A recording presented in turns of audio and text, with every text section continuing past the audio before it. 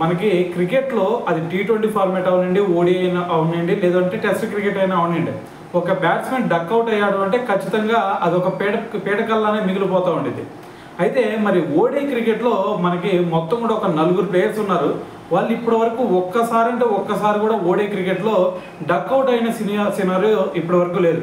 మరి ఎవరు భయ్యా ఆ 9 అంటే, సో ఆ 9 గురించి చెప్తాను. సో దాంట్లో మన ఇండియన్ ప్లేయర్ కూడా ఒక అతను ఉన్నాడు అనమాట.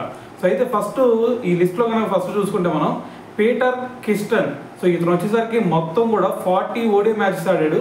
40 ఓడిఐ మ్యాచెస్లో ఒక్కసారి కూడా డక్అవుట్ అయిన సిచ్యువేషన్ లేదు. మరి ఈ లిస్ట్లో సెకండ్ ప్లేస్లో కనుక చూసుకుంటే కెప్లర్ వెసెల్స్. సో ఇతను ఏకంగా 109 మ్యాచెస్ ఆడాడు. మరి 100 అబోవ్ మ్యాచెస్ ఆడి కూడా ఒక్కసారి కూడా డక్అవుట్ అవ్వలేదంటే అర్థం చేసుకోండి ఏ రేంజ్లో ఆడాడు అనేది. సో మరి దాని తర్వాత థర్డ్ ప్లేస్లో కనుక మనం చూసుకుంటే జాక్వెస్ రుడోల్ఫ్. సో ఇతను వచ్చేసరికి మొత్తం 45 మ్యాచెస్ ఆడితే వాటిలో ఒక్క మ్యాచ్ కూడా డక్అవుట్ అయిన సినారియో లేదు.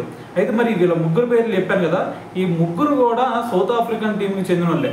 మరి దాని తర్వాత ఇండియన్ టీంకి చెందిన వాళ్ళు అన్నారు కదా, అతను ఎవరు అంటే అతని పేరు వచ్చేసరికి యశ్పాల్ శర్మ. సో ఇతను వచ్చేసరికి ఏకంగా 42 ఓడిఐ మ్యాచెస్ ఆడాడు అనమాట.